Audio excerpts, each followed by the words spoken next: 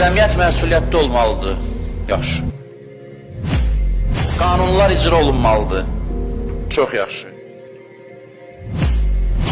Dünyada ədalət və sülh olmalıdır. Dünyada zülm olmamalıdır. Çox gözəl şüarlardır. Əladır. Amma niyə olmuraq bəs? Ola bilər adam var indi məni birinci dəfə dinləyir.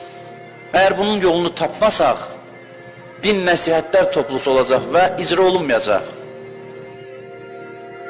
Qərb bütün inkişafı ilə qaş düzəldən yerdə gözü çıxardı.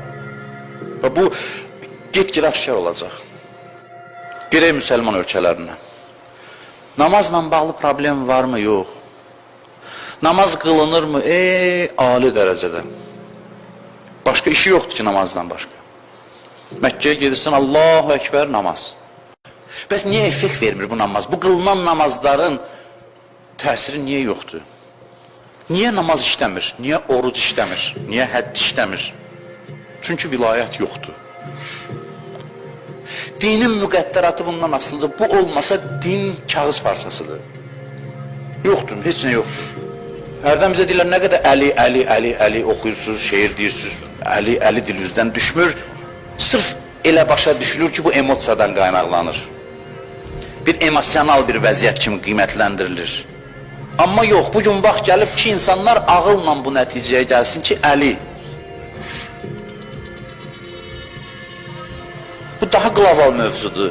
Bu egzistensiyanal, vücudi, insani, universal, bütün dünyanı əhatə edə biləcək bir mövzudur. Bu şəkildə bu mövzunu açıb tanıtdırmaq lazımdır.